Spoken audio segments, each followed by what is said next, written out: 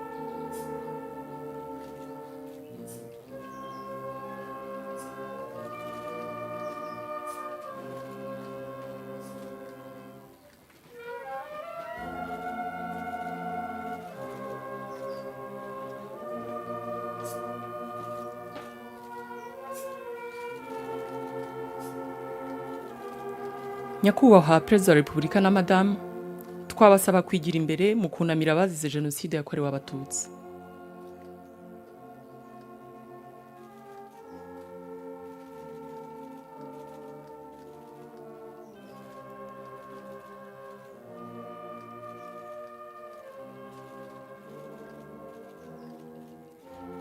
May I now invite Your Excellency Charity Manyeruke, representative of the diplomatic corps, to step forward and pay your respects.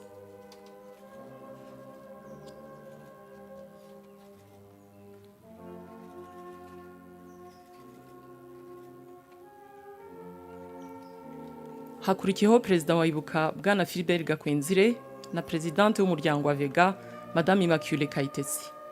Twabasaba kwigira imbere mu kunamira abazize Genocide yakorewe Abatutsi.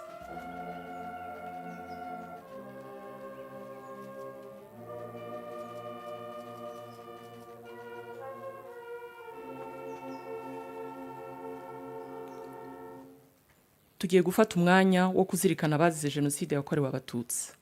We will now observe a moment of silence.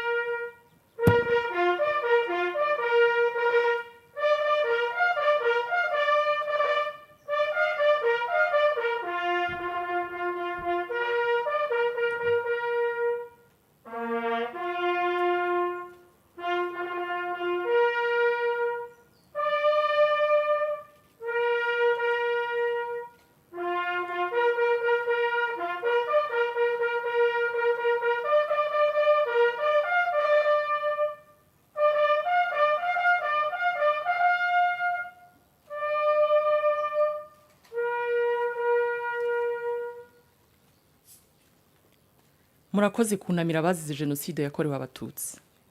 Nyakubahwa Perezida wa Repubulika na Madame, mutwemerere twerekeze ku gicaniro cy'urumuri rutazima. We will now proceed to the flame of remembrance.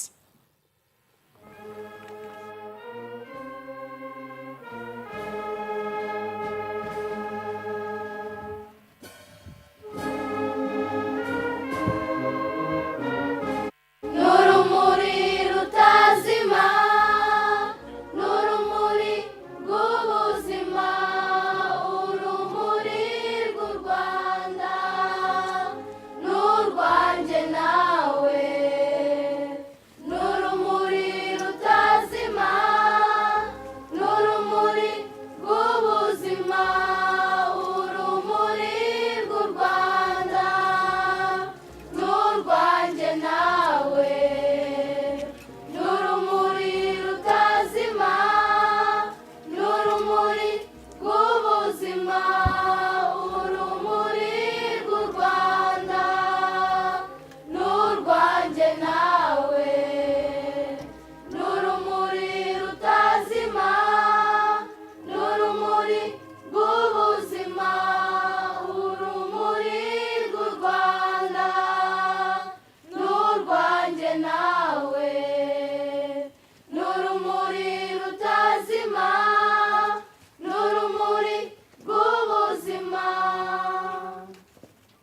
nyakubahwa perezida wa repubulika na madamu, uru rumuri mugiye kuducanira uyu munsi ni ikimenyetso cy'ubutwari bw'abanyarwanda mu nzira yo kwiyubaka mu myaka 31 ishize, tuva mu mwijima wa jenoside tugana imbere heza.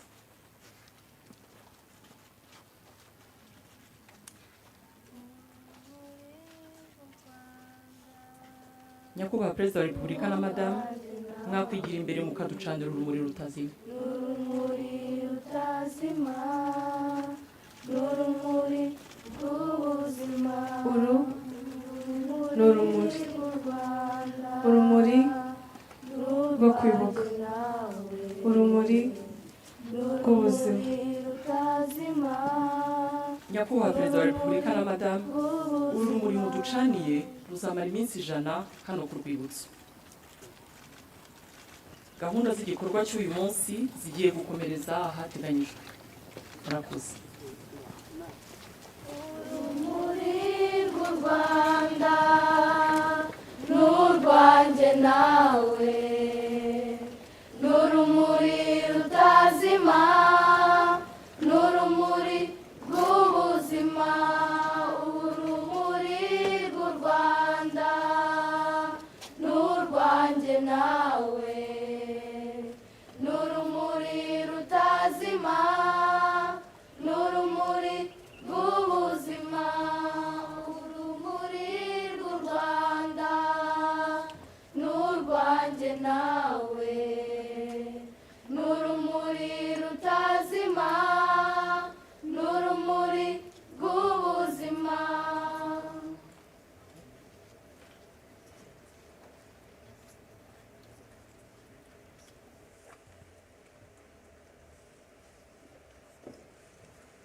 Mufashe twakire nyakubahwa perezida wa repubulika y'u Rwanda na madamu.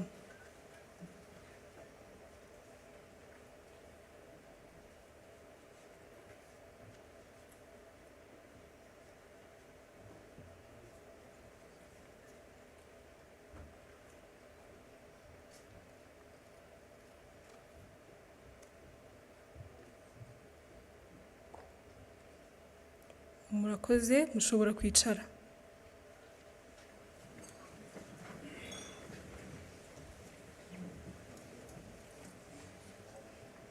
Nyakubahwa perezida wa repubulika na madamu, banyacyubahiro, banyarwanda namwe inshuti z'u Rwanda, mwaramutse. Nitwa Kwizera Urindwa Esther, ninjye ugiye gufasha kuyobora gahunda zigiye kubera hano. Kuri uyu wa 7 Mata duteranijwe hano no kwibuka ku nshuro 31 abazize Genocide yakorewe Abatutsi mu Rwanda mu mwaka w'1994. Turibuka abarenga miliyoni bishwe. Kwibuka ni umwanya wo kunamira abacu bazize Genocide yakorewe Abatutsi kandi tukabasubiza agaciro bambuwe. Ni umwanya kandi dusubiza amaso inyuma tukareba amateka tugejeje muri iryo curaburindi. Munyemerere muri aka kanya duhaguruke dufate umwanya wo kwibuka abacu.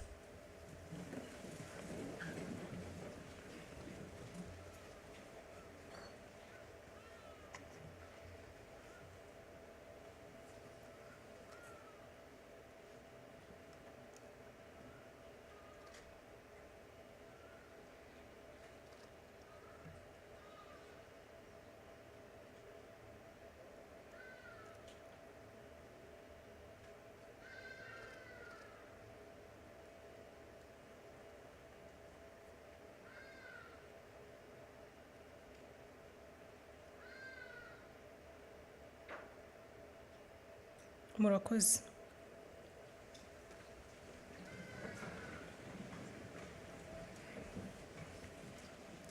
Twubaka u Rwanda ruzira amacakubiri n'ivangura. Twubaka u Rwanda twifuza. Ariko kandi nk'abanyarwanda twiyemeje kuvuga ukuri kw'amateka yacu n'ubwo gusharira. Nyakubahwa perezida wa repubulika na madamu, munyemerere nakire Minisitiri w'Ubumwe bw'Abanyarwanda n'inshingano mboneragihugu Dr. Bizimana Jean Damascene atugezeho ikiganiro yaduteguriye. Umwanya n'uwanyu.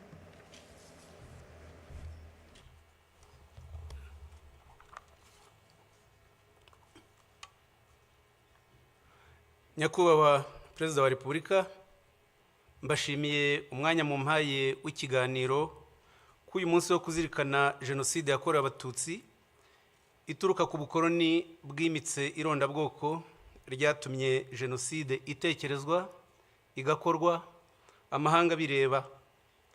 Isuzuma ry'amateka ngiye kunyuramo mu nshamake rirerekana ko nta gihugu na kimwe ku isi kimaze imyaka 109 gisenya ikindi nk'uko Ububiligi bubikorera u Rwanda kuva bwagikoloniza. Byatangiye mu 1916 Ububiligi, Ubudage n'Ubwongereza bumvikana kugabanya imbibi z'u Rwanda rwari rwaraguwe n'abami Ruganzu wa kabiri Ndoli hagati y'1600 n'1623 na Kigeli wa kabiri Nyamuheshera hagati y'1648 n'1692 bageza u Rwanda muri teritwari za Masisi, Rucuru n'ahandi. Hakurikiyeho amategeko akakaye harimo iryo kuwa 21 Werurwe 1917 ryashyizeho ibihano by'ikiboko, n'iryo kuwa 26 Nyakanga 1925 ryambuye u Rwanda ubusugire bwarwo, ndetse n'irindi ryo kuwa 11 Mutarama 1926 ryemeje ko u Rwanda ruzagengwa n'amategeko ya Kongo nayo yashyirwagaho n'Ububiligi. Aya mategeko yateye u Rwanda akarengane, anacamo ibice Abanyarwanda. Mu mwaka w'1924 n'1946 Ububiligi bwagiranye amasezerano n'umuryango w'abibumbye yateganyaga kugeza u Rwanda ku ngingo 3 zikurikira. Iya mbere, ubwisanzure bwa politiki, ubukungu, imibereho myiza n'iterambere ry'uburezi, kwigenera ibikwiriye Abanyarwanda bakayobora igihugu cyabo ubwabo, kubahiriza uburenganzira bwa muntu nta vangura rishingiye ku bwoko, igitsina, ururimi cyangwa idini. Ntibyakozwe, ahubwo Ububiligi bwinjije irondabwoko mu Banyarwanda nk'iryari iwabo hagati y'Abaframa n'Abawalo. Hatangizwa impinduramatwara hagati y'1926 n'1932 ryayobowe n'Ababiligi babiri, Voisin na Morteran. Umwami Musinga yarabirwanyije bamucira Kongo.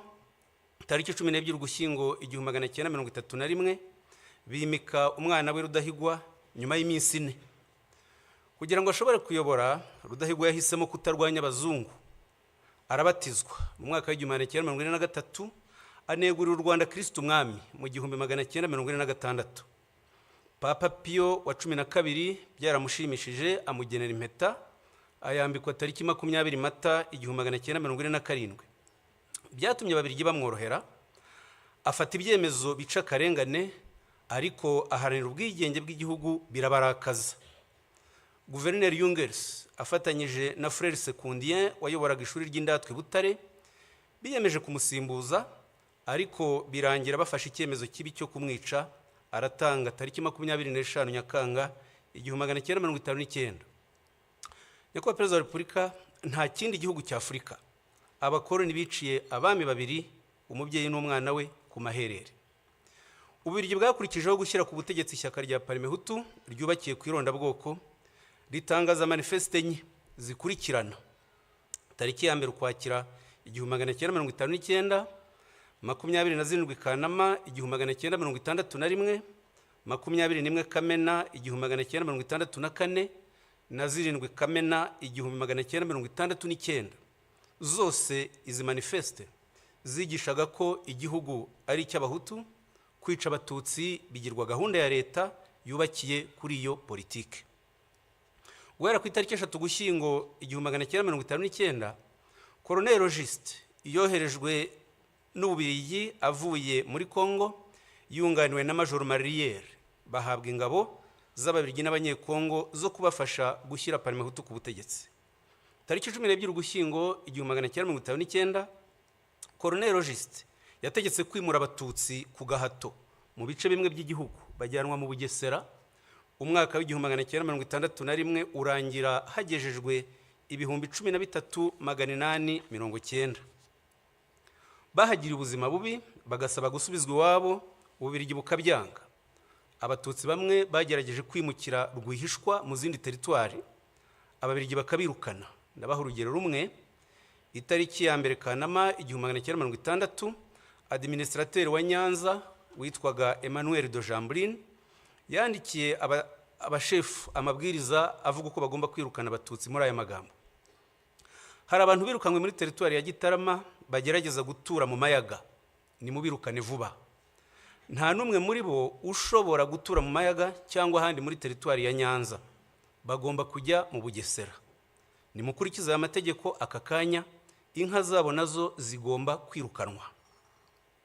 Tariki 17 Ugushyingo 1959, Colonel Auguste abigiriwemo inama na Musenyeri Perodin yatumije ba administrateur abategeka kwirukana abakozi b'abatutsi mu mirimo, bakabasimbuza abahutu, abishyira mu itangazo yandikiye abaturage tariki 23 Ukuboza 1959, rikabivuga muri aya magambo ko bikorewe kugirira neza abahutu ngo batwarwe na bene wabo. Ishyaka rya Unari ryaharaniraga ubwigenge ryarabirwanyije, barihimbira ko ari ry'abatutsi bararirwanya, bariteza Kiliziya Gatulika baryitirira amatwara ya gikomuniste. Nyamara Unari yarimo ibyiciro byose by'abanyarwanda, duhereye kuri perezida waryo François Rukeba n'umunyamabanga mukuru Michel Rwagasana. Tariki 23 Kamena 1961, Ububirigi bwashyizeho itegeko ribi rifungura abantu 2,000 bakoze ubwicanyi hagati ya 59 na 61, rikavuga ko abazafungurwa ari abakoze ibyaha bikurikira bitatu byanditse gutya: kwica no gutwika abantu bagahira mu nzu, kwica umuntu buhoro buhoro cyangwa kumukomeretsa, gutegeka gusahura cyangwa kwica. Irondabwoko ryakomereje mu ishyirwaho ry'ingabo z'igihugu, bishingwa Colonel Van der Straten yemeranya na Colonel Auguste uburyo bizagenda. Tariki 29 Nzeri 1960, inyandiko mvugo ikabivuga gutya: ingabo z'igihugu zizaba zigizwe n'abahutu gusa. Ntidushaka kwitwaza kutabogama cyangwa demokarasi ngo twinjizemo umututsi n'umwe. Abatutsi bazajya bashaka kwinjiramo tuzajya twemeza ko badashoboye. Nubwo iyi mikorere irimo akarengane, ntidushaka kuvanga ihene n'ishu ngo twinjize mu ngabo zacu abantu bazaduteza ibibazo. Iperereza ry'Ububirigi ryagize impungenge ku miterere y'izo ngabo, rirabyandika ku itariki 30 Mata 1961 muri aya magambo: mu Rwanda itoranwa ry'ingabo z'igihugu rikurikiza kwinjizamo abahutu bonyine. Iyo zigiye mu kazi zishyira imbere kuba ari abahutu kurusha inshingano za kinyamwuga zagombye kuranga umusirikare n'umupolisi. Turasanga bidakwiye kubashinga akazi k'umutekano. Byageze aho General witwa Document wayoboraga urwego rw'abofisiye b'Ububirigi abyandikira Minisitiri w'Ingabo tariki 27 Ugushyingo 1961 muri aya magambo ati: gutsimbarara kuri politike yo gushinga ingabo z'u Rwanda uburinzi n'umutekano imbere mu gihugu ni ugutera ikibazo cy'uko nizikora ubwicanyi Loni ishobora kuzita Genocide, tuzahura n'ingorane zo gushinjwa ubufatanyacyaha. Muri Werurwe 1962, ingabo z'u Rwanda zatangiye ubwicanyi ibyumba, zica abatutsi barenga 2,000 barimo umuforomo wabavuraga Karaveri Ndejuru wiciwe Ingarama, byandikwa mu binyamakuru by'amahanga. Mu Kuboza 1963, ingabo z'u Rwanda ziyobowe n'abofisiye b'Ababirigi Dubois, Florquin, Turpin na France zisha abatutsi benshi mu gihugu barenga 35,000. Abadiplomate, abamisiyoneri, abakozi n'itangazamakuru mpuzamahanga n'abashakashatsi bahurije kwemeza ko ari Genocide. Ingero nkeya: telegramu ya ambasaderi w'Ububirigi yo ku itariki 24 Ukuboza 1963 yabyanditse gutya ati: hari abantu benshi bafatwa bagafungwa mu buryo bunyuranyije n'amategeko. Ndabona aho ibintu biriho bigana ari iyicwa ry'abatutsi benshi. Ambasaderi w'Ubufaransa mu Rwanda Marc Barbe nawe yanditse indi telegramu tariki 4 Mutarama 1964 atanga icyegeranyo cy'abishwe muri aya magambo ati: muri Gikongoro abaturage b'abahutu biraye mu batutsi barabica batarobanuye.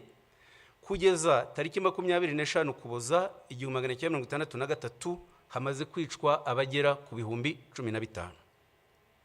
Tariki 31 Ukuboza 1963 Ambasaderi Barube yasobanuye uko ibikorwa by'ubwicanyi byakorwaga, abyandika atya: ati ubutegetsi bwatangije ibikorwa byo kwica.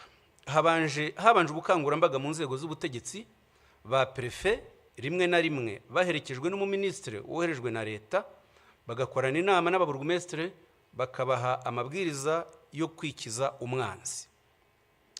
Ubwicanyi bwatangijwe ku munsi mukuru wa Noheli muri 1963, ariyo mpamvu ababurokotse babuhaye izina rya Noheli y'amaraso. Ububirigi bwarikanze busohora itangazo tariki 7 Gashyantare 1964 rivuga ibi bikurikira: dukurikije ibirego bishinjwa guverinoma y'u Rwanda, igihe kirageze tubinyujije muri ambasade yacu hatangwa amabwiriza ku bakozi b'Ababirigi bari mu Rwanda y'uburyo bagomba kwitwara mu bikorwa bihabera byo gutsemba Abatutsi. Ubwicanyi bwafashe intera mpuzamahanga, tugomba kurinda Ububirigi kuzashinjwa uruhare muri iyi Genocide. Twari muri 1963.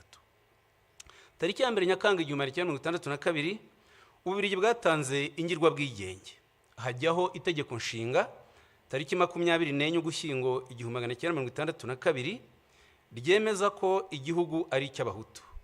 Hakurikiyeho amategeko n'amabwiriza bikumira Abatutsi mu mashuri no mu mirimo, bigeraho tariki 17 Mutarama 1967 Minisitiri w'Ububanyi n'Amahanga abiherewemo amabwiriza na Perezida Kayibanda, Minisitiri Lazaro Mpakaniye yandikira za ambasade n'imiryango mpuzamahanga yakoreraga mu Rwanda ababuza guha akazi Abatutsi.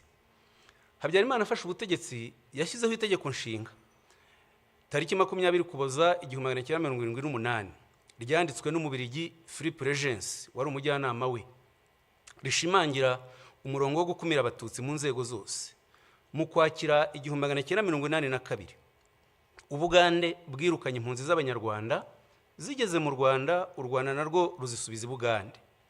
Ako karengane nyuzemo mu ncamake katumye FPR ivuka, itangiza urugamba rwo kubohora igihugu mu Kwakira 1990.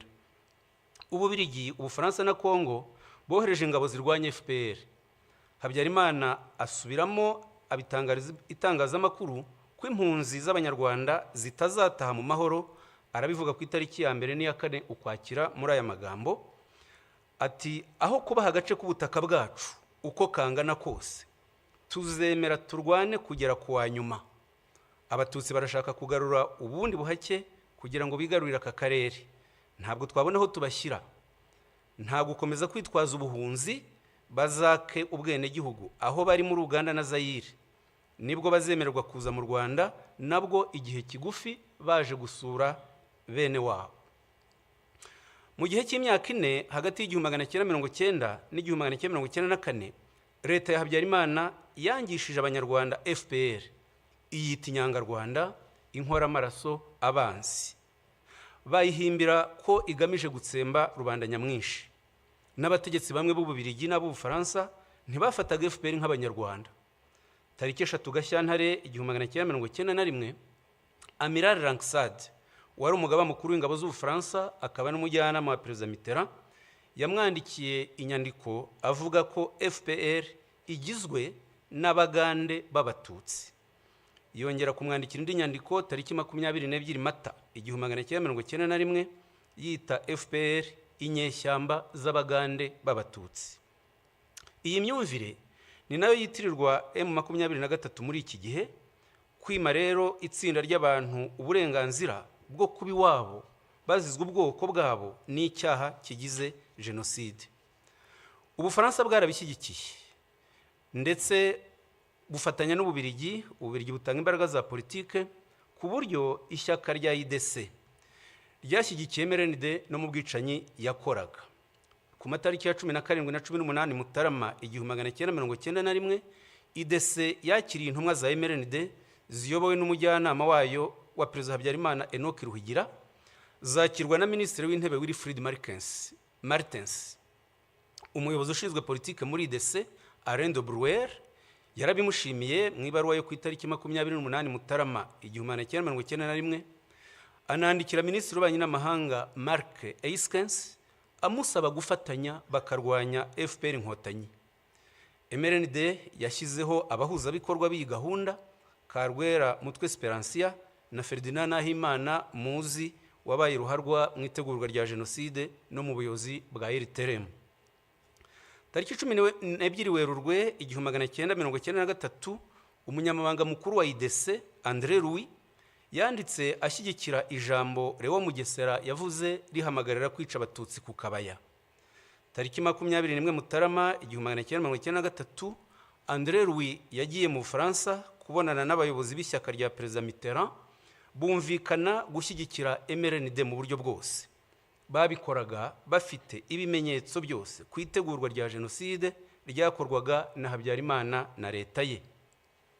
Hagati y'itariki 19 Mutarama na 11 Werurwe 1994, Lieutenant Nice wari ushinzwe iperereza mu ngabo z'Ububiligi za Minuar yanditse raporo 29 agaragaza itegurwa rya Genocide ntibyabujije Ububiligi tariki 2 Gashyantare 1994 kwirukana umwamikazi Rosalia Gicanda wivurizagayo, arataha yicwa tariki 20 Mata 1994. Ntibyanababujije gutererana Abatutsi bari babahungiyeho muri Eto Kicukiro tariki 11 Mata 1994. Muri Nyakanga 1994, bamwe mu badepite b'Ababiligi bakoreye ubutumwa i Goma na Bukavu, babonana na guverinoma n'ingabo zakoze Genocide, babagira inama yo gushyiraho guverinoma ikorera mu buhungiro n'ishyaka rya politike, babishyira mu nyandiko bise ibigenga itahuka ryihuse ry'impunzi z'Abanyarwanda. Iyi nyandiko yatangajwe tariki 20 Ukwakira 1994, ikaba ariyo ikomokaho FDLR y'iki gihe ikomeje ubwicanyi mu karere ku bufatanye na leta ya Kongo n'ingabo zayo. Nyamara guhera mu mwaka w'ibihumbi 2000, umuryango w'abibumbye wafatiye FDLR ibyemezo birenga 40 bitegeka ibihugu kuyirandura burundu. Ni nayo MONUSCO yahawe inshingano yo kuyirandura, ariko ntibikora, nk'uko Minuar Yunamir muri 1993 na 1994 itabujije Genocide mu Rwanda. Umuryango w'ibihugu by'i Burayi nawe wafashe ibyemezo byo kurandura FDLR, nk'icyo ku itariki 10 Mutarama 2008 n'itariki 8 Ukuboza 2010. N'umuryango wa Afurika yunze ubumwe wafashe ibyemezo nk'ibi, nk'icyo ku itariki 10 Mutarama 2005 mu nama y'abakuru b'ibihugu yateraniye iri Breville muri Gabon. Biratangaje rero kuba hari ibihugu muri 2025 bibeshywa n'Ububiligi bikihutira guhana u Rwanda byirengagije ibi byemezo byose n'ubufatanya bw'icyaha bwa Kongo na FDLR. Ibyo bihugu bivuga iyubahirizwa ry'amategeko mpuzamahanga, bikayarebera ku ruhande rumwe rwa Kongo, ntibite ku busugire bw'u Rwanda bwatewe kenshi na FDLR, ntibite ku karengane k'impunzi z'Abanyekongo b'Abatutsi zirukanwa na FDLR zimyaza imyaka 31 mu buhungiro. Kongo yita izo mpunzi udukingirizo, le pantin. Ni kimwe nuko hagati ya 1990 na 1994 leta ya Habyarimana n'abambari bayo bitaga FPR Inyangarwanda z'Abagande. Ni nabyo muri Nyakanga 1994 Perezida Mitterrand yagaragaje avuga ngo muri biriya bihugu Genocide nta kintu kinini isobanuye. Kuva muri Nyakanga 1994 kugeza magingo aya, Ububiligi nicyo gihugu cy'i Burayi gikorerwamo ipfobya rya Genocide yakorewe Abatutsi no kugoreka amateka yayo nta nkurikizi. Nyamara nta ushobora gutinyuka guhakana Genocide yakorewe Abayahudi ngo bimugwe amahoro, kandi Genocide ari zimwe mu rwego rw'amategeko, ku buryo n'ibyaha byo kuzipfobya byagombye gufatwa kimwe. Ubu ngubu inyandiko zifashishwa n'amahanga mu guharabika u Rwanda zitegurwa n'abiyita impuguke z'Ababiligi zibeshya ko ziza u Rwanda, kandi nizo zagize uruhare mu kwangiza amateka y'u Rwanda, harimo kwandika itegeko nshinga ryo muri 62 na 78 n'amategeko y'irondabwoko yakoreshwaga mu Rwanda. Umwe muri zo, Philippe Regency, abyigamba ku mbuga nkoranyambaga ko bagomba guca icyo yita agasuzuguro k'u Rwanda. hariho n'ibihugu nk'Ubwongereza byinangira mu kohereza abakoze jenoside mu Rwanda no kutabacira imanza.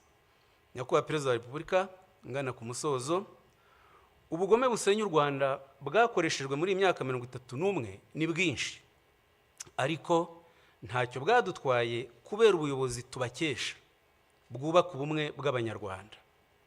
Ijoro ribarwa riraye, tuzi urwobo mwakuyemo u Rwanda isi yarutereranye, tuzi n'aheza mu rugejeje, dufitanye namwe igihango tudashobora gutatira.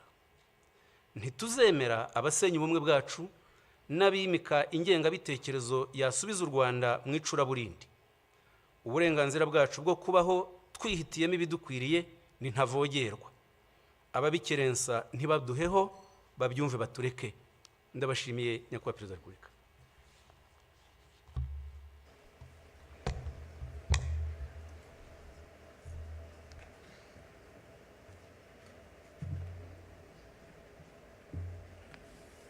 Murakoze cyane Minisita kubw'ikiganiro mutugejejeho ku mateka ya Jenoside yakorewe Abatutsi. Abato twize byinshi. Kumva amateka y'ibyabaye tubiguye n'abari bahari bituma turushaho gusobanukirwa, kandi tukamenya ukuri nyako, bityo bigatuma tumenya aho duhera turwanya ingengabitekerezo ya Jenoside n'igisa nayo cyose. Nyakubahwa Perezida wa Repubulika, munyemerere nakire umwe mu barokotse Jenoside yakorewe Abatutsi atugezeho ubuhamya bwe. Umwanya n'uwanyu.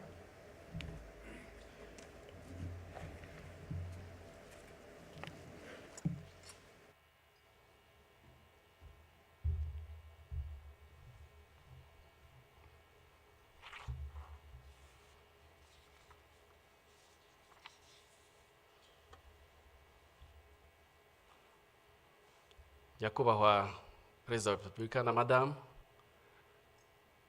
mbashimiye uyu mwanya mumpaye kugira ngo bagezeho ubuhamya bwanjye n'inzira yo kurokoka Jenoside yakorewe Abatutsi.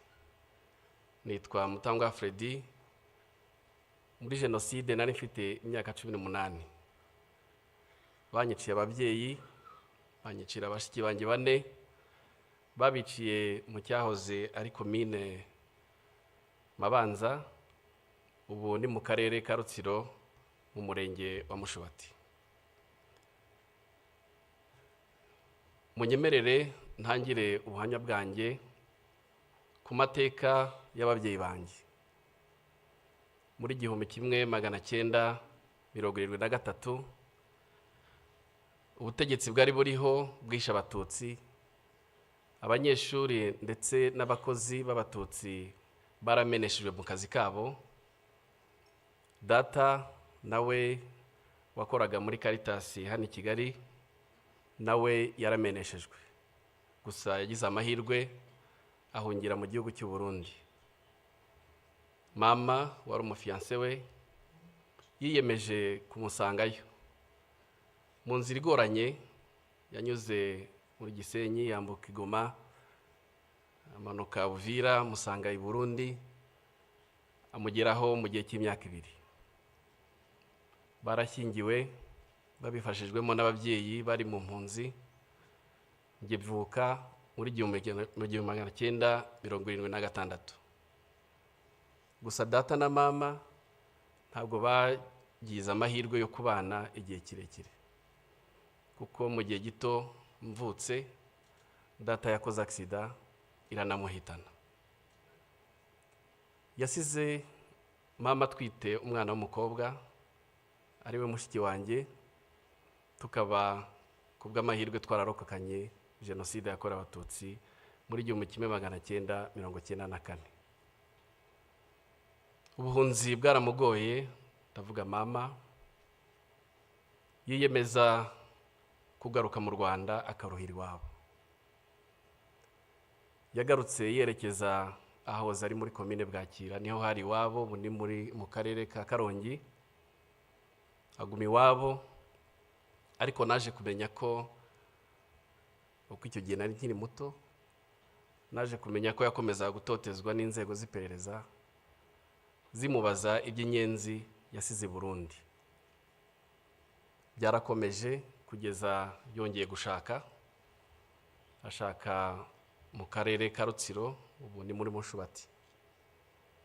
Yashatse umugabo nawe wari umaze gupfusha umugore, nawe afite abana 3. Turabana, nakuriye aho Mushubati, mpiga n'amashuri abanza. Mu gihe nari mu mashuri nibwo namenye ibyerekeye amoko, aho mwarimu wacu nigaga mu mwaka wa 2 yahagurikije abana b'Abatutsi. Icyo gikorwa bagikoraga buri gihembwe, hari ifishi ya leta buzuzaga bagashyiraho ubwoko bwa buri mwaka, bwa buri mwana. Nibwo rero yaduhagurutsaga, ngenda jijinganye, aturuka imbere, araza amagurutsa andi ikinyuguti kwitama, arambwira ngo wowe mama wawe n'umwarimu kazi hano ukaba utazi kuri Inyenzi. Narahagurutse, nyuma tuza gutaha, mbitekereza mama nanamubaza impamvu twabaye Abatutsi, ariko sinibuka igisubizo yampaye. Gusa ababyeyi muri hano sinzi ko mwakibona namwe. Urungano rwanjye, urubyiruko mw'icyo gihe twigishije urwango, twigishwa ubugome, twigishwa ubugizi bwa nabi. Ikibabaje gikomeye nuko bwigishijwe no mu mashuri, bwigishwa mu mashuri ku nzego zitandukanye ndetse no mu buryo butandukanye. Abize muri icyo gihe cyanjye, muribuka imyandiko textbooks twigaga zari zuzuye urwango, nubwo hari harimo imigani itandukanye, irimo inyamaswa n'ibindi, ariko hari harimo ubugome bukabije, hari harimo n'ubugizi bwa nabi. Abize mu myaka ya 7 n'iya 8 turibuka isomo twigaga ry'imyuga. Iryo somo batwigishije gucura imyuko, gucura amahiri, gucura imihini, ndetse no kubaza amahiri, gucura n'ibyuma. Ibyo byarakomeje kugeza ubwo mu gihe cy'imyaka ya za 91 na 93, mu gihe cy'amashyaka menshi, abanyeshuri n'abarimu birukanka muri za meeting, aho gufokasinga ku masomo yabo bakirwa birukanka. Ari nabwo muri icyo gihe abajene benshi bashowe mu kuba abarwanashyaka, bajya mu nterahamwe, mu mpuzamugambi za sederi, ari nabo bakoreshejwe cyane cyane mu gihe cya Genocide yakorewe Abatutsi, mu kwica ndetse no gusahura ibyari biriho icyo gihe. Ku itariki ya 7 Mata muri 1994, iwacu twabyukiye ku matangazo ya leta yari yatanze, batubwira ngo abantu bose bagume mu ngo zabo. Harimo n'indirimbo twumva ko Habyarimana indege yarashwe yapfuye. Twabyutse tutazi icyo dukora, gusa twakoze inama ntoya mu rugo. Ababyeyi banjye bansaba ko nerekeza i Mushubati. Mushubati hari kuri paruwase, ndambuka.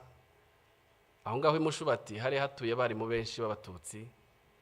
Ababyeyi banjye bansaba kujya kubaza niba bo bafite icyo bakora.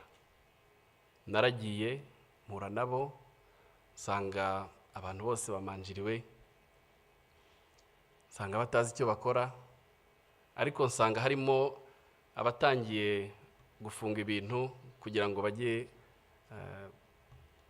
bajye kuri komine Mabanza, kuko bari batangiye kubwirwa ko ariho bashobora kurindirwa. Naragarutse ngeze iwacu, nsanga huzuye interamwe nyinshi, huzuye interamwe zitaga imihembezo. Izo nterahamwe zari zaje iwacu zije gusaba amafaranga n'icyo kurya, ariko zari zihageze zimaze kwica Umututsi wapfuye mu gace k'iwacu bwa mbere witwaga Rwandekwe. ninjira mu rugo iwacu, mama mbonye arambwira ati bimeze gute, ndavugira nti bagiye kujya kuri komine Mabanza, arambwira ati mwana wanjye ntabwo turibona uko tugenda uko aba twagoswe. Nuko arambwira ngo mwana wanjye ugomba kujya kwihisha. Arambwira ati ubanze ujye kwihisha ku mukecuru witwa Kankindi twari duturanye. Ndagenda, nyuma y'igihe gitoya Kankindi anjyana ku nshuti yanjye yitwaga Pierre twiganaga mu mwaka twiganye muri primaire. Narahagumye, nizo ntayiramwe zakomeje gutera mu gihe cy'iminsi 6. Buri mugoroba mama yazaga kundeba akampumuriza, akambwira ko bakiriho. Ku itariki ya 13 z'ukwezi kwa 4 mama yaje kundeba nimugoroba, ariko aza yahindutse, nkabona mu maso handitse pe. Araza turicarana, anzanira amatunda yari yeze ku rugo rw'iwacu. Arambwira ati mwana wanjye reka twicarane dusangire. Ndatangira, ariko mukanya andeba mu maso, arambwira ati mwana wanjye nurokoka uzaba umugabo. Nta kindi yambwiye. Hashize akanya yarahagurutse aragenda, ati ngiye kureba abandi. Nukuri yarazi icyo avuga, kuko ibitero byari byariyongeye iwacu,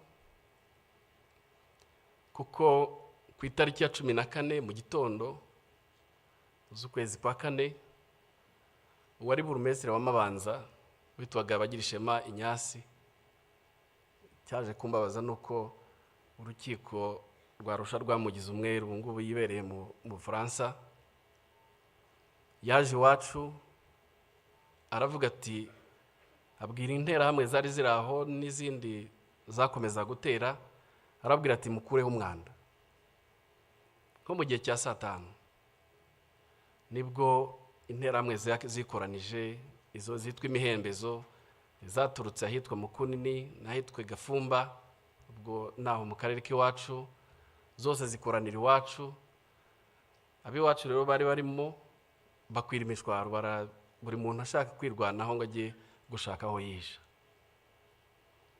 Bakomeje rero barabahiga, baza kubakusanya, nanjye baramvumburaho narindi, duhurira mu gahinga. Hanyuma naje kugira amahirwe, sinzi umuntu mu baturage yatereye ijwi hejuru aravuga ngo Dorothea yari mama, yashatse hano ashaka abana 2 kandi bari baturutse i Burundi. Abo bana bashobora kuba bari abarundi. Ubwo abari bariho baduhiga batushaka kudukusanya ngo batwice, bahita bafata ababyeyi, bafata n'abana. Ubwo baba birukankanye. Naje kumva ko kubera ubwoba ababyeyi banjye bagerageje kugura amasasu, babatanga 5,000. Barayafata, baravuga ngo amasasu arahenda. Babicishije amahiri, babicisha n'imihoro, babajugunya mu miringoti yarera aho hafi. Bashiki banjye bo babataye mu cyobo kinini cy'umugabo wari umupasiteri witwa Gasenge, nawe bamwishe muri Genocide. Babatarimo ari bazima, ariko babanje kubakomeretsa. Hanyuma noneho bakabarundaho babajugunyaho amabuye kugeza igihe bapfuye. Nge rero na mushiki wanjye muri iryo joro twafashe icyemezo cyo guhunga aho ngaho, twerekeza ahitwa ku rutare RWANDA. Wenda abajya muri bira bice murahazi. Aho twerekeje hari mama wacu wakurikiraga mama, akaba yarashatse umugabo utarahigwaga. Twarahageze, atubonye aratwakira, arabwira ati mwinjire mu nzu, ariko dusanga nawe afite umutwaro ukomeye wo kurinda umugore we, ariko yaratugumanye. ibitero byakomeje kumutera avuga ngo noneho hari inyenzi zajiwe. Ndibuka nk'ibitero bibiri byarazaga akabiha amafaranga bagasubirayo, aho bigeze harananirwa aratubwira ati mugerageze mwigendere. Ariko yaduhaye indangamuntu ye. Kera mu ndangamuntu bandikagamo abana, yari afitemo abana babiri, uwitwaga Ruberi n'uwitwaga Kwibishaka. Aratubwira ngo bana banjye mugende kuri bariyeri nibabaza muzabwire ko iyo ndangamuntu ari ya so, harimo ubwoko bw'abahutu. Noneho ubwo icyo gihe nibwo nahinduye izina, nitwa Ruberi na mushiki wanjye yitwa Kwibishaka. Hari aho byadukundiraga kuri bariyeri bakatwemera tugatambuka, ariko rero n'ahandi byatugoraga bavuga ko ari amayeri y'inkotanyi. Twarakomeje, inzira yatubereye ndende kuva Bimushubati, inzira twayirangirije ikaduha ahahoze ari muri Gikongoro. Twarabahaye tubana mu mpunzi, tubana n'impunzi zari ziturutse i Kigali, tubana n'impunzi zari ziturutse i Gitarama, ndetse n'abanyeshuri bigaga ku ishuri rya Yave ryari hariya ikaduha. Abo banyeshuri abenshi bakoze Genocide yahabereye, kuko twebwe twasanze barayirangije nko mu Kiliziya n'ahandi, kuko abanyeshuri baturutse Ibyumba bari bafite ubugome budasanzwe, ariko twarabanye. Twagumye aho ngaho kuko hari no muri zone turquoise. Muri zone turquoise rero aho inkotanyi zahagaritse Genocide hirya no hino mu duce, muri zone turquoise bakomeze barica. Induru zakomeza kuvuga, bavumburaga abantu buri munsi, abari babahishe batangira no kwica abahutu bari bahishe abatutsi. Icyo gihe byarakomeje kugeza aho nageze nko muri bigeze nko mu kwa karindwi hagati, ntabwo twari tuzi ko inkotanyi zahagaritse Genocide. Twari twihebye. Hanyuma nahavuye hari umwana w'iwacu w'Imushubati wigaga aho ngaho, ngo yaraje gutwara ibintu bye, turakubitanye, ahamagara izina ryanjye nyaryo rya Freddy. Mbona impunzi zose zitangiye kundeba, ariko kubera ko bari bazi ko nitwa Ruberi, mbona bitangiye kunkomerana. Nibwo ku mugoroba nafashe icyemezo, kuko twari tuzi ko inyuma wambutse uruzi rwa Mbirurume hari inkotanyi. Nafashe umwanya mw'iryo joro ndagenda, bwagiye gucya nambutse uruzi. Nambuka uruzi izuba ritangiye kuza, mbona abantu hakurya, ngenda mbasanga, kumbe bari inkotanyi. Bagezeho mpumagira, nasanze ari abana b'abasore babiri, abahungu b'abasore. Barambwira ngo urava ukajya he? Ndabwira nti mvuye mu mpunzi. Batekerereza uko byagenze nuko nahageze. Ijambo rya mbere rimpumuriza naryumvise uwo munsi. Barambwiye ngo ubu ntugipfuye. Ati sugiye he? Ndumva ngiye i Kigali. Ese hari umuntu hazi? Nti ntawe. Noneho barambwira ati mu kanya hari imodoka ya Croix-Rouge iri bunyure hano, turayigutegera. Noneho imodoka ya Croix-Rouge nko mu masaha 2 ibirahanyuze. Imodoka impa lift bangeza muri gare. Umushoferi arambwira ati muri gare ni hano. Nari narahageze rimwe kera. Noneho ntangira gutekereza aho ndi bwerekeze. Nza kwibuka ko hari data wacu wari utuye Gikondo Sejemu. Noneho ndavuga reka ngeyo kuko nari narabasuye muri 92 njyayo. Mpageze nsanga baramwishe ari amatongo. Ko bwari bwije ndara mwayo matongo. aho rero niho numvise ntekereza ijambo umusirikare w'inkotanyi ambwiye, ntekereza aho ndaye mu matongo, aho niho natangiye gutekereza ku buzima. Ikindi gihe numva ntaratekerezaga, ntekereza numva mfite agahinda kenshi, ngatekereza ab'iwacu, ariko none cyamvunaga kurushaho ni mushiki wanjye nari nsize mu mpunzi. Ntiyanamenye nuko nagiye. Igitangaje kandi n'ayo mateka ntiturayaganira, sindamenya icyo we yatekerezaga, nta nubwo yamenye uko byangendekeye ngeze i Kigali. Hanyuma bukeye nza kuza ngaruka muri gare, ndongera ndambuka mva seje munza hano muri gare hano i Kigali. Ngira amahirwe akomeye, mpura n'umuntu wari umushumba w'ahantu hafi y'iwacu, yari yaraje i Kigali, arambwira, arampobera, turahoberana, ntiwararokotse, nti nararokotse. Arambwira ati hari abahungu b'imushubati, ngwino nkwereka ahantu nabo barokotse, ngwino nkwereka aho bari. Ndagenda ndarayo, turahoberana, turishima.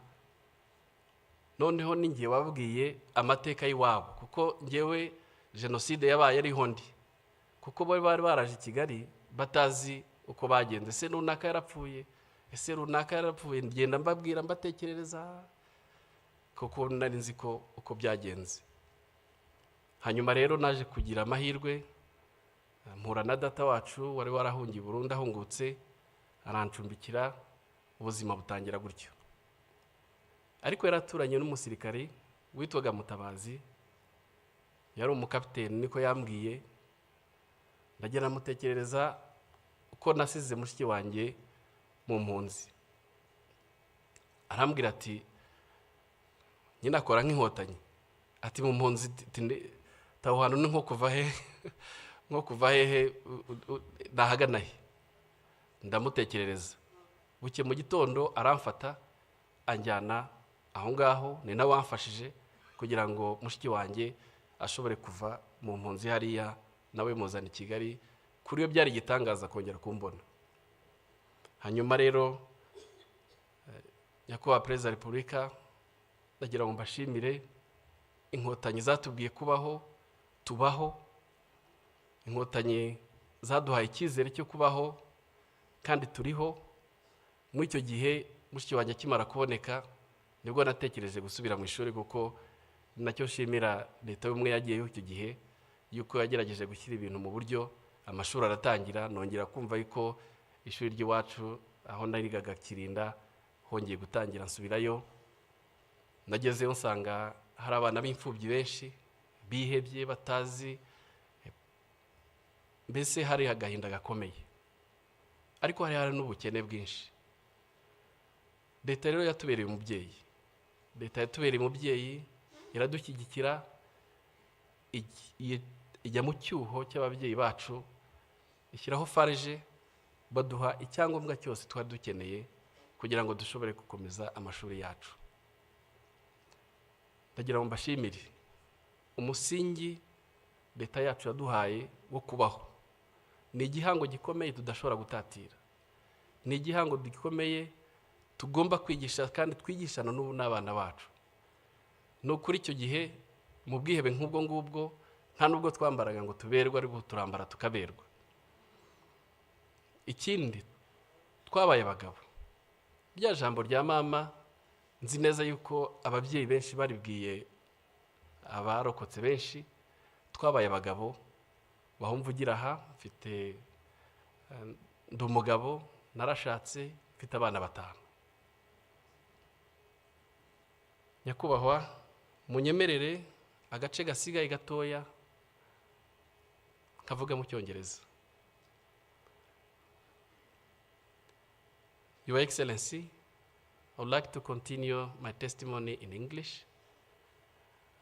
I want to share my testimony, but also my experience of working here at Kigali Genocide Memorial. And I want to share with you what this memorial means for me. This memorial has been more than a workplace. It's It's my home. It's a home for me. Working here has transformed me deeply.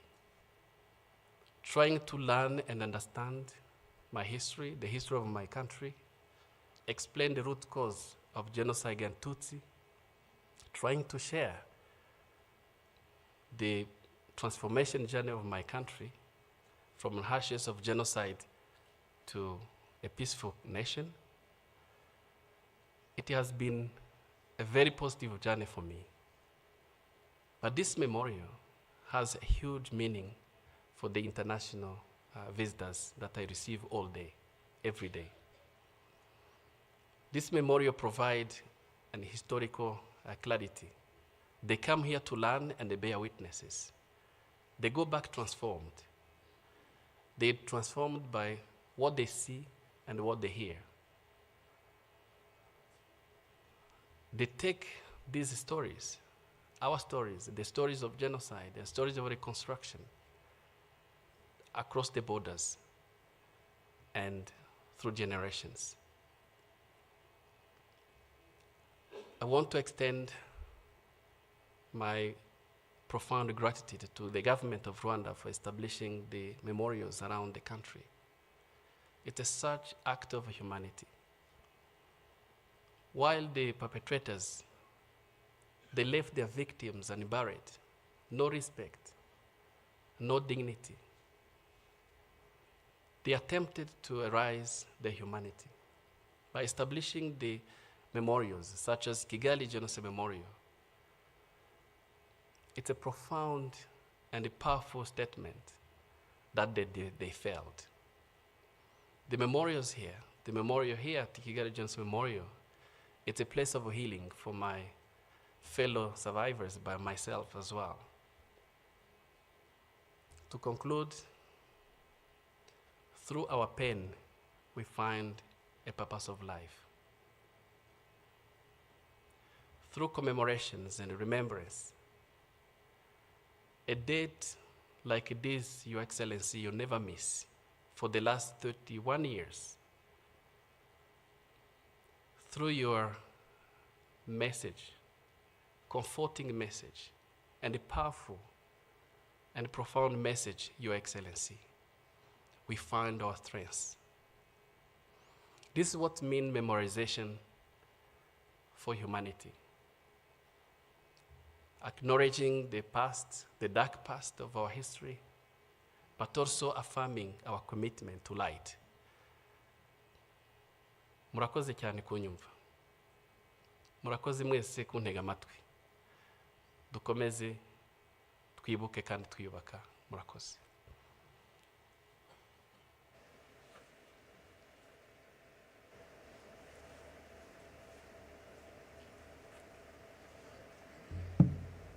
Murakoze cyane Mutangwa wa Freddy kudusangiza urugendo rwanyu. Ni koko twabasabye byinshi, ariko ubuhamya nk'ubu butwereka ko inzira yo kwiyubaka no kudaheranwa ishoboka. Murakoze kandi mukomere cyane.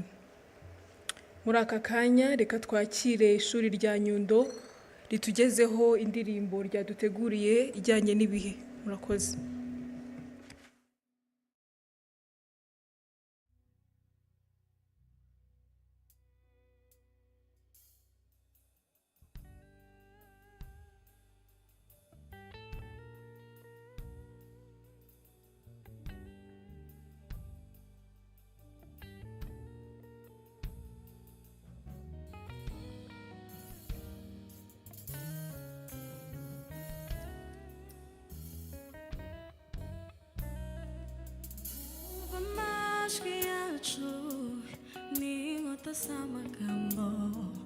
Genocide yakorewe Abatutsi 1994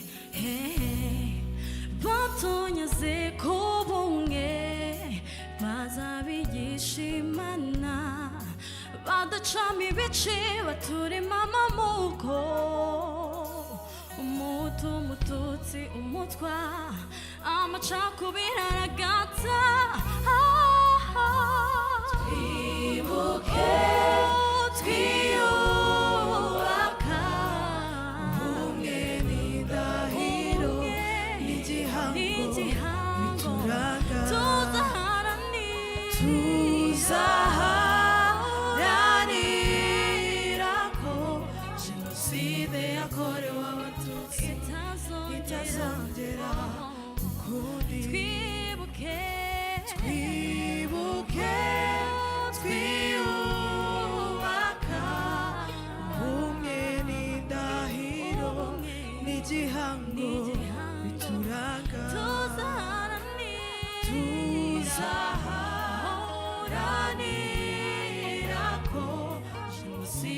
yakorewe abatutsi itazongera ukundi.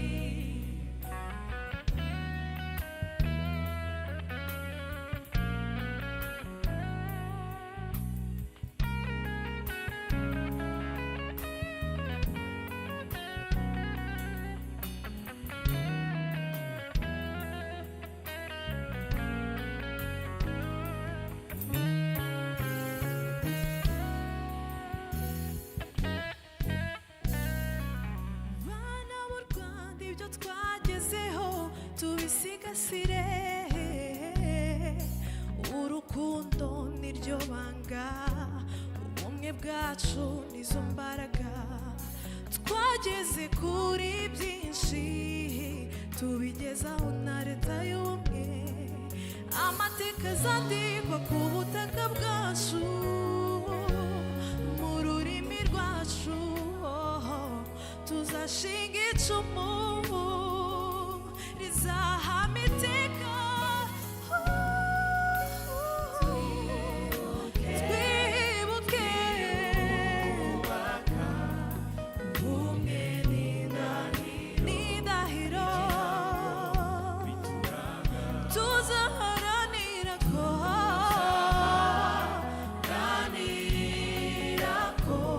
Jenoside yakorewe abatutsi itazongera ukundi. Twibuke twiyubaka, ubumwe n'indahiro n'igihango bituranga,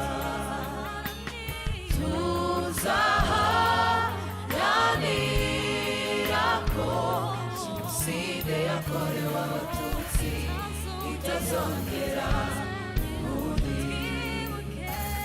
Twibuke twiyubaka, ubumwe n'indahiro n'igihango bituranga, tuzaharanira ko Jenoside yakorewe abatutsi itazongera ukundi. Twibuke twiyubaka, ubumwe n'indahiro n'igihango bituranga, tuzaharanira ko Jenoside yakorewe abatutsi itazongera ukundi.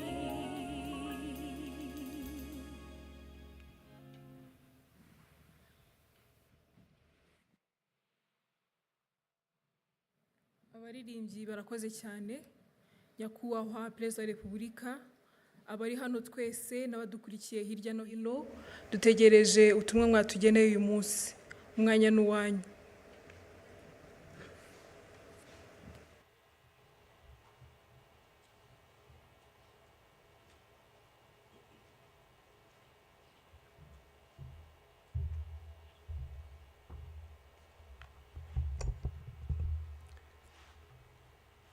Mwiriwe neza mwese.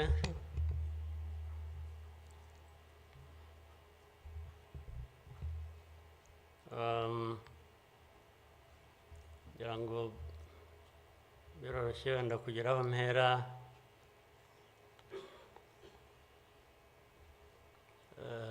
Ndahera ku mateka Bizimana yatubwiye.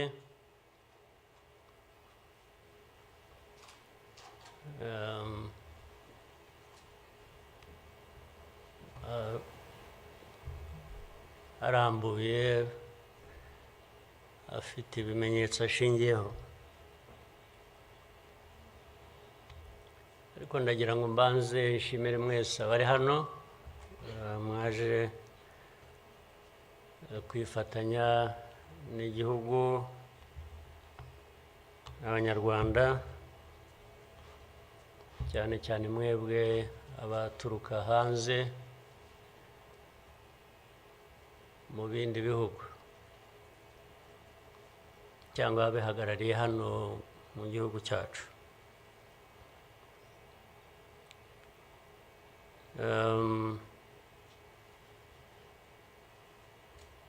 ndabashimira kuko kenshi ko dusigaye tubibona ko bisigaye biri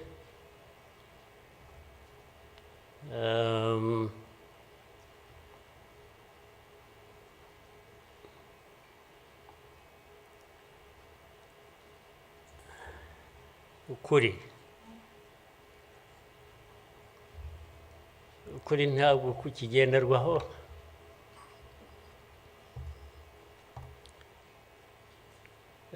ni nacyo gituma ariko reka mvugane hari umuntu w'inshuti yanjye wigeze kumbaza atari ko wowe nk'umuntu ubaho ute ugahuza bimwe ndaza kubivuga mu rurimi rw'amahanga arambaza tubaho ute ugahuza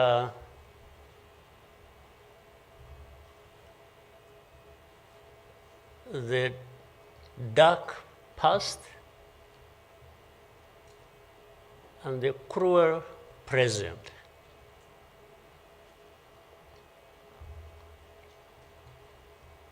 But how do you manage that?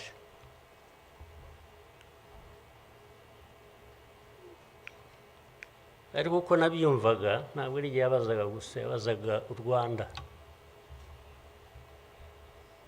bavuga ngo u Rwanda mubaho muti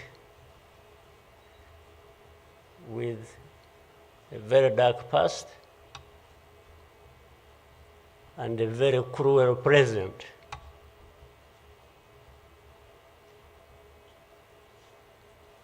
Icyo namushubije nuko from the beginning we were under an illusion that the two were siblings and we had to deal with them as such. You have to deal with the cruel present, knowing that it is very, very much related to the dark past. They are inseparable. So for us, we have a choice to make.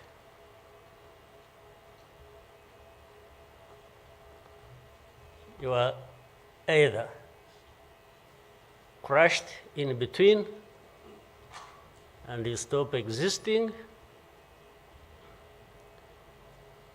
or you stand up and fight.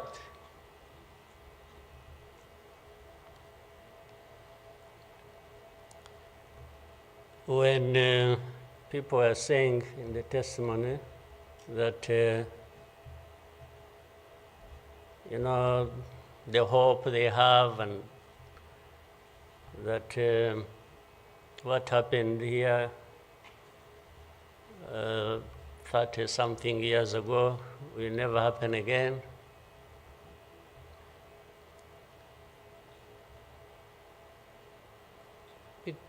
It won't be because of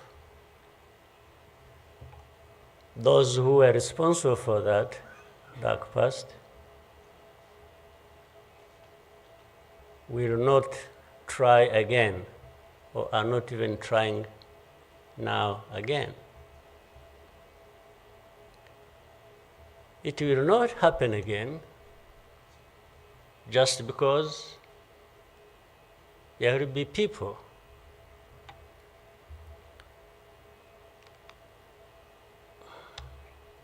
who will stand up and fight.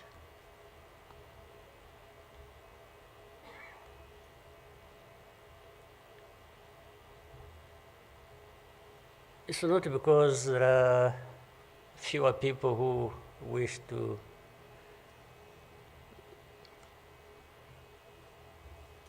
perish or who would have wished us all to disappear, this country to disappear.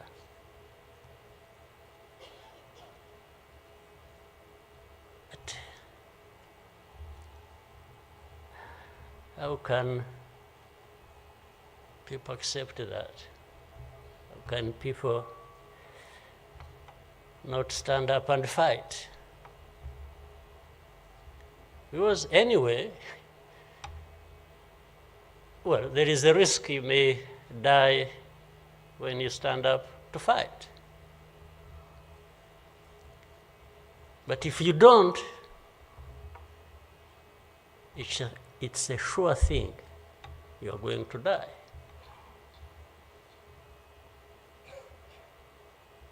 So why don't I try the former? Why don't I try to stand up and fight with the chance that you might survive and live on your life as you want it, instead of giving up and you let people treat you as if for you to live, it's a favor that they are going to do for you. Why?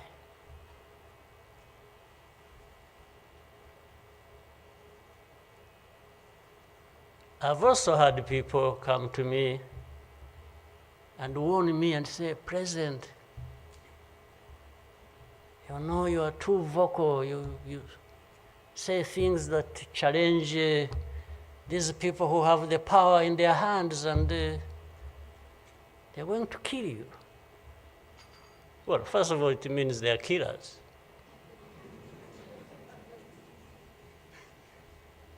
But my answer to them is, you know what? If I were to be there to just accept these things to happen, I don't think I would count myself as living anyway. It's like I would already be dead. To live a life of lies, of pretense,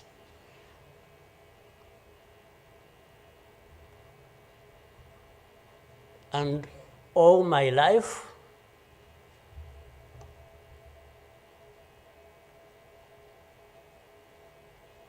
to somebody else,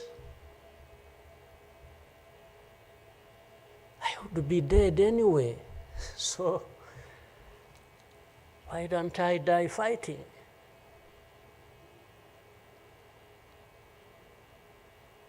So you Rwandans, why don't you die fighting? Instead of dying anyway, just dying like flies. Why?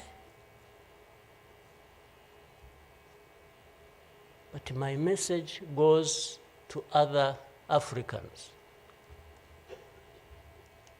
who live like this on a daily basis, who are dehumanized. And they accept it and they beg. I can't beg to live. I can't beg anybody.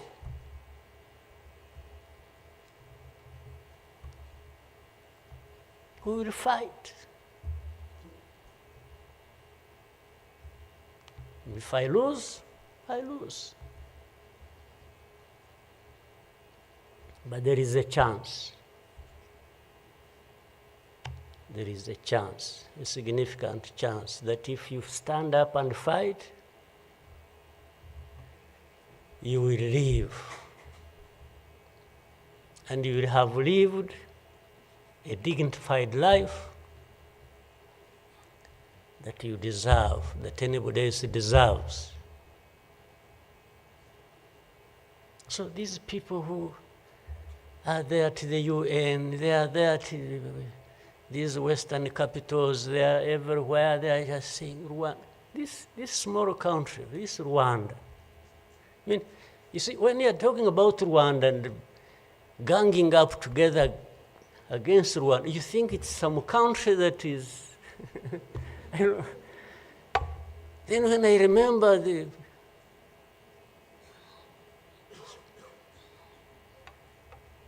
facts about it, I just imagine the world has gone amok.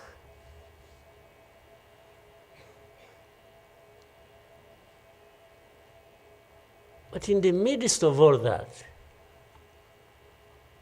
we have to live. We have to live our lives, we have to fight for that, we have to live the way we want. And I tell anybody to his face to go to hell.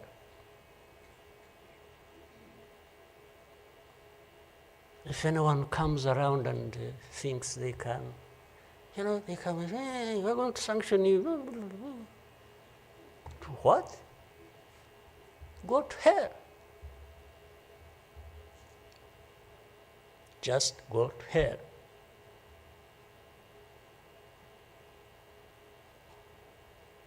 You have your own issues to deal with.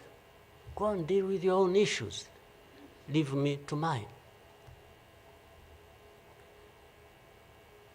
This is the spirit, I think, Rwandans must have in their daily lives. So my worry is not about how powerful these people are that come down upon us and throw anything at us. I'm never worried about that. I worry about one thing, which has lived on for centuries. It's for Rwandans. It's for Africans who sit back and find nothing wrong with accepting to be treated like that. That's my only worry. When can Rwandans, when can Africans refuse to be mistreated like this? To be told they have no value, to be told that their lives have to be lived as a result of a favor they are being done by somebody else. What a shame for people to accept that even for a moment. You must not accept it. You must get up and fight for yourself.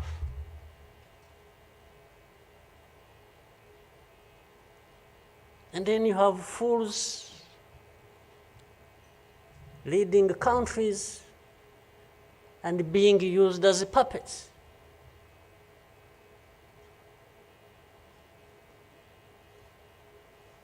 And they are stealing from their own resources, which they should be putting to the good use of their own people and develop them. They just put everything to their own use, find billionaires in a sea of poverty, millions of people going hungry, and their leaders, billionaires,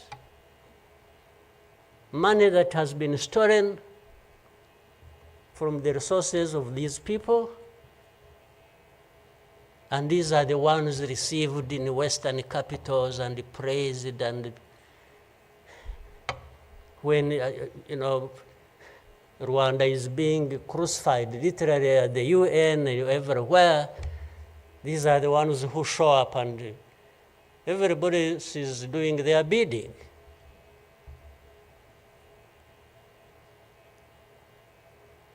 They don't talk. These ones don't even say a thing. There is somebody to say it for them.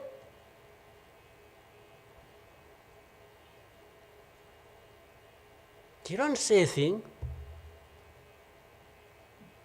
Even in meetings where solutions are being thought about and crafted and so on, they are absent because somebody else is there. They'll address when their name comes up, they'll say, no. You see, I see it on a daily basis. Somebody has agents, orders them, pays them to go everywhere preaching hate speech, killing people in broad daylight, setting fire on these people, burning in broad daylight. And when it comes up for discussion, they say, no, it's not this one. No. You see some other people, we look for them. But the person keeps coming up. He says, no, I will take the war to Kigali, I'll remove the government, these Tutsis, we are tired of them, like they were tired of them 31 years ago. Here. And it's okay. These wonderful people, these powerful people who tell us what to do and what not to do, they are okay with that. They are fine with that.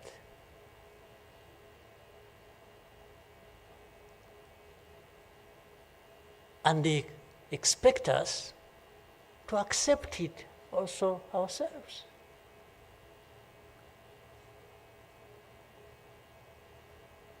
In broad daylight.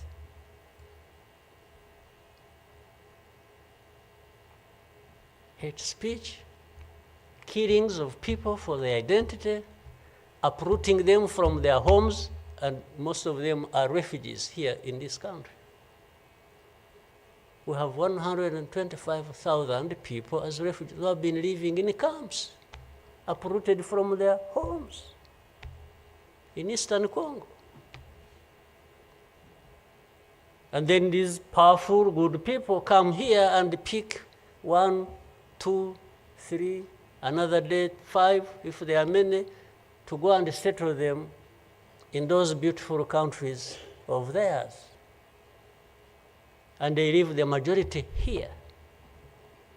And they expect us to be thankful that that's a huge gesture of generosity. First of all, they take them knowing that these are actually refugees from the neighboring country. They don't take them as Rwandans. They take them as refugees from Congo. Only that they are taking very few. They are not, I wish they could take all of them. Those who wish to go and resettle them. So the rest becomes my problem. So what they have to do is cleanse Eastern Congo of all these people, bring them to Rwanda, take to your countries those you want, few, very few, not even 0.1%, and the rest should remain Rwanda's problem. Because after all, these ones are Tutsis like Kagame. That's a simple conclusion. But ask yourselves, how did these people end up being across the border of Rwanda? Was it really done by Kagame? Was it done by Rwanda? No, for us, we are here lucky that we are alive, that we survived.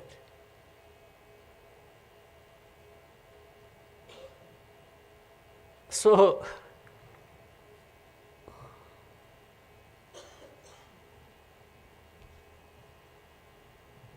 but as I say this,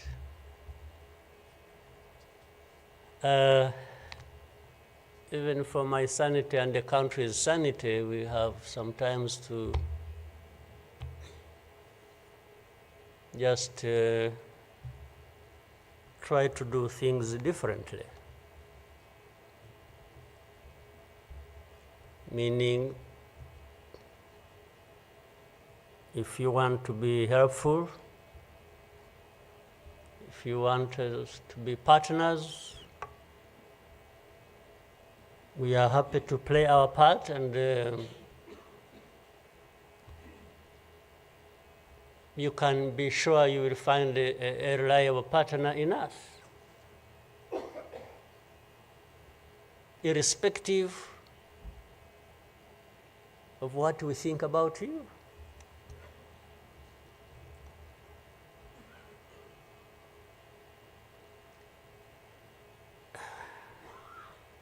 You know, this whole thing you see every day, you know, you have heard of groups, what is it? Group of experts. You have heard of that thing? These are people who go around, experts who are supposed to know better our situation than ourselves. Can you imagine? And the ones who lead those groups are the very people connected with this history I'm talking about, or that Bizimana was talking about. Can you imagine the cynicism?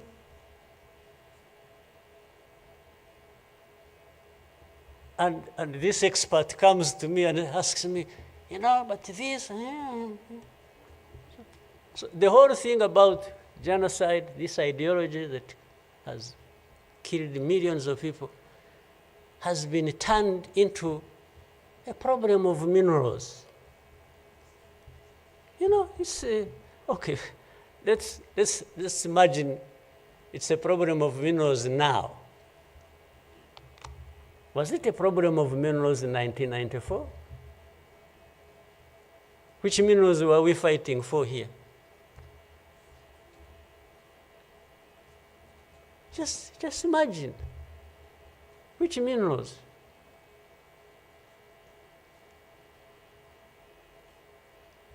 Second, if it were to be minerals, how many are actually fighting for these minerals in those places, assuming you found evidence about Rwanda being implicated in what's happening in Congo for minerals in Eastern Congo? Are you really saying it is just Rwanda? Why don't you be brave enough to say Rwanda is invading our territory we have created for ourselves and is encroaching on the minerals we are also encroaching on in Eastern Congo? Why don't you be brave enough to admit that? At least to say that.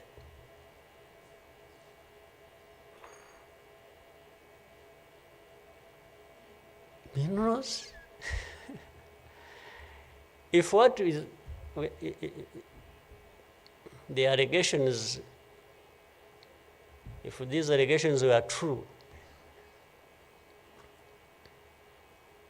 you know what? Rwanda would be as rich as you are, those who make the accusations. We would not be needing your money at all.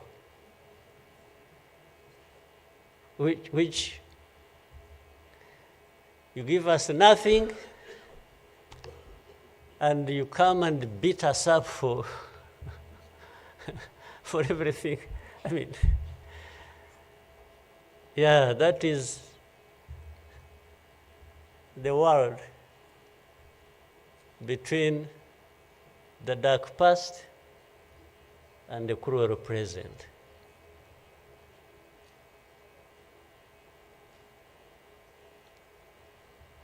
But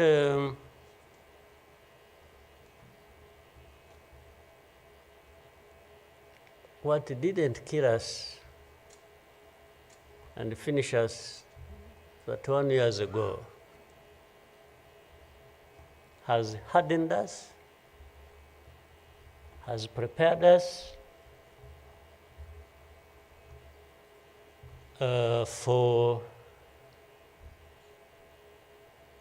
the bad things that will always come anytime these people want and wish. Honestly, I want to assure you, we will not die not fighting like last time. And fighting does not involve invading anybody's territory, does not involve going after something that is not ours. Fighting, I mean, is if you find us here and want to treat us the way you want that we have seen in the past, I just want to assure you, you will not succeed. You will not succeed. I think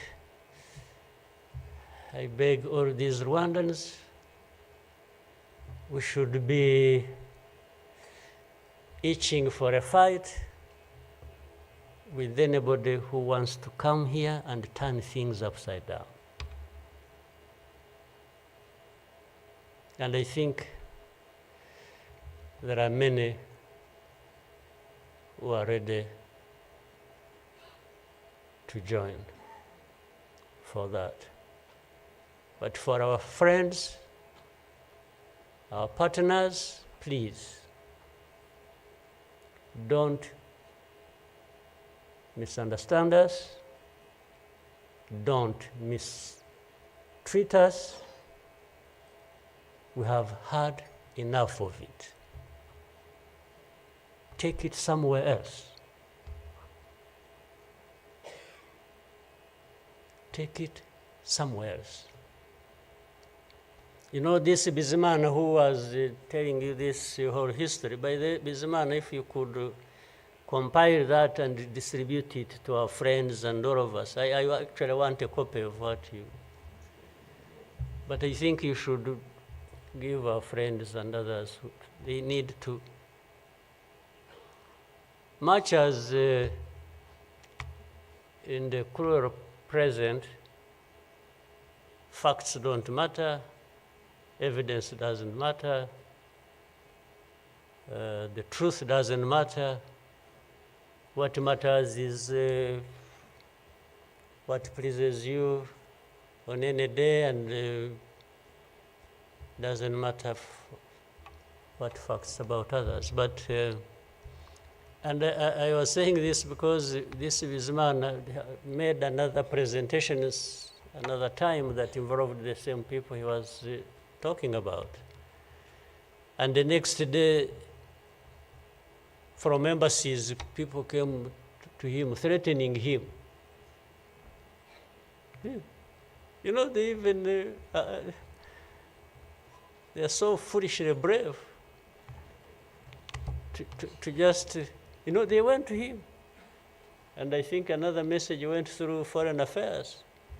It's like this man who is saying this, and he was not saying it is not true, but he was saying no for daring to say it, even if it is the truth. Yes, they threatened him, and they even started threatening he will not get a visa to travel anymore to some places, face to face, like that. Somebody from the embassy threatening our minister. Of course, I can't blame them that, given this history we have had, that from the embassy they even think they are above the minister. Yeah. He just come and say, you dare say this. He wasn't saying, this is contrary to the truth or evidence we have. Why did you present lies? No. He was just saying, whether lies or truth, you shouldn't have said it. That is the cruel present we live in, but we must confront it, and we will. We shall. No question about it. I've also told people that anyway, for us, we are in a sort of not bad position, because the worst has already happened to us. I don't think anything worse will happen, ever. So those who are scared, fearful of anything, I just want to console you in some way, if you may, that actually the worst has already passed. When we lost the people during that time, the young man was giving a testimony about. Do you think anything like that would ever happen again? I don't think so. So why would we be scared of anything? The worst. The hurricane came and we took cover and things, and it has passed. And we rebuilt. We rebuilt our strength of all kinds. I don't think there is any other hurricane that will come and sweep across the country, destroying everything. I don't think so. So, and this day always reminds us of some of the things that I ignored and the facts that remember the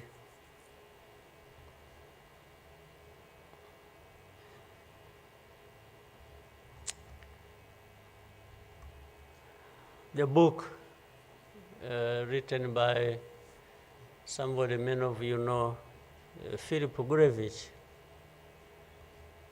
with a very long title. When he and this is a man who, well, at least I would have wished if they could think of such a man and put him in the group of experts, maybe they would benefit from. But you bring somebody just because she comes from a country that colonized Rwanda and that becomes the expert. I think that's not serious. But he said that the title of the book was, "We wish to inform you that tomorrow will be killed with our families. You know, who were they informing? And who was going to stop that? And who was going to come to their rescue? Nobody. It just happened as they said it. People kept telling the world, we want to inform you that tomorrow we're going to be killed with all our families. And who cared? And the families were killed indeed, including the family of the young man who was testifying here. Well, including our families, those of us standing here who have been demonized every single day about our history. The history where there is a force that always has been attempting to turn victims into perpetrators. So these people who give testimonies and say what happened to them, they are actually now perpetrators. They are no longer victims. So the cynicism I was talking about of what happens in this world is that these very people who barely survived and who lost everything else and their families are now the victims, the perpetrators, no longer victims. That's what the world wants to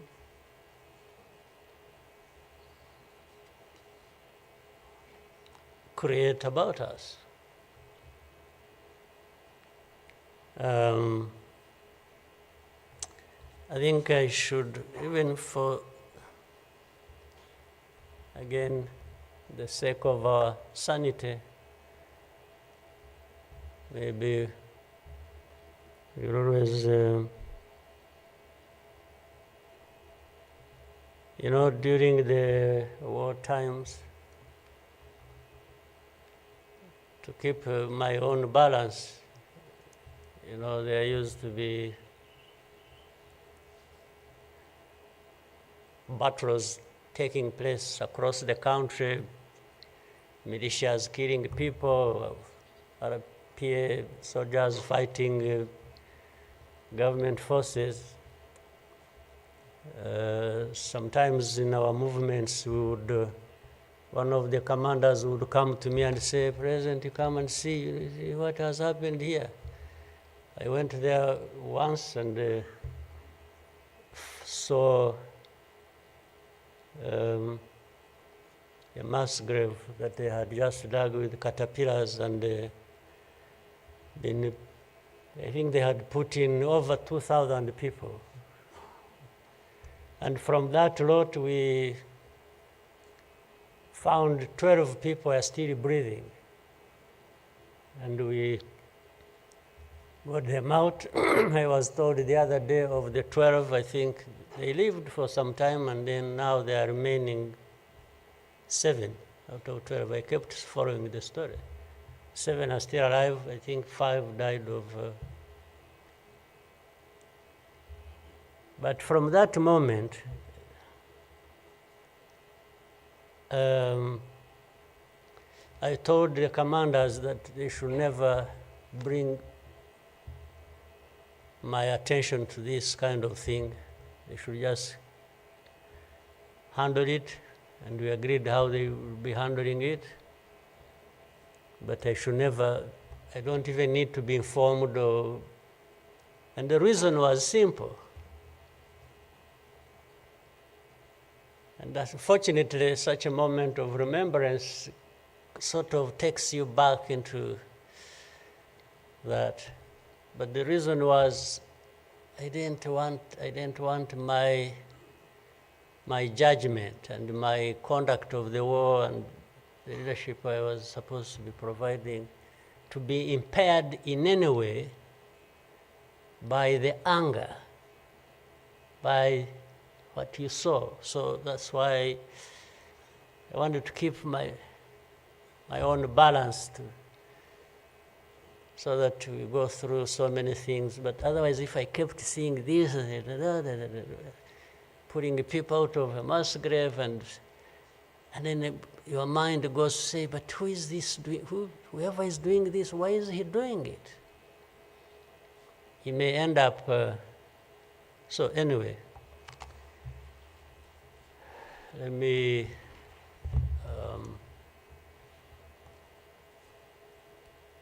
end here. There will always be another day, another year to commemorate our lost people.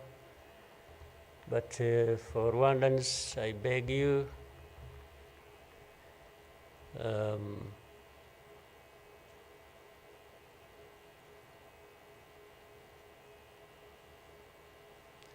don't owe your life to anybody else.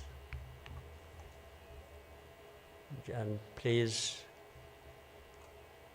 have the courage to deal with the situation and moment as it is. Don't offend anybody, but always fight for what is yours. Don't allow anybody else to dictate to you how you should live your life, because the moment you accept it, that is the day you have lost your life.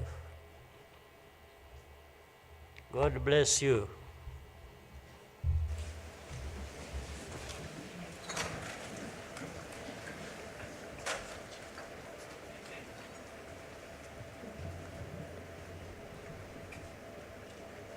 Murakoze nyakubahwa Perezida wa Repubulika kubwo ubutumwa mutugejejeho. Abanyarwanda tuzabaho kandi tuzabaho uko twifuza. Nyakubahwa Perezida wa Repubulika na Madamu, banyacyubahiro, banyarwanda namwe inshuti z'u Rwanda, nongeye kubashimira ko mwabanye natwe muri uyu muhango wo gutangiza icyumweru cy'icyunamo n'iminsi 100 y'ibikorwa byo kwibuka. Ndagira ngo mbibutse ko kandi kuri uyu mugoroba hari ibikorwa byo kwibuka. Urugendo rwo kwibuka Walk to Remember rurahera ku karere ka Gasabo rusoreza kuri BK Arena ahaza kubera umugoroba wo kwibuka. Gahunda yari duteranirije hano igeze ku musozo. Munyemerere duhaguruke duherekeze umukuru w'igihugu.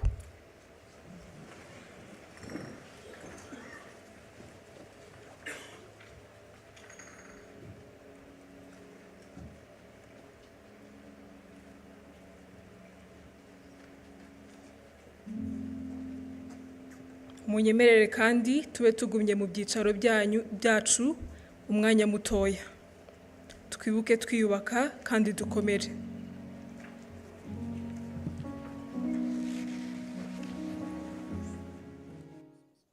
Shuti mwakomeje kudukurikira ku rwibutso rwa Genocide rwa Kigali ku Gisozi. Mwumvise ijambo rikomeye rya Perezida wa Repubulika Paul Kagame yizeza abanyarwanda yuko nta uzongera kubica kandi yuko n'abazabigerageza abanyarwanda bagomba guhaguruka bakarwanira kubaho. Aravuga ati igihangayikishije sabo bakomeye bashaka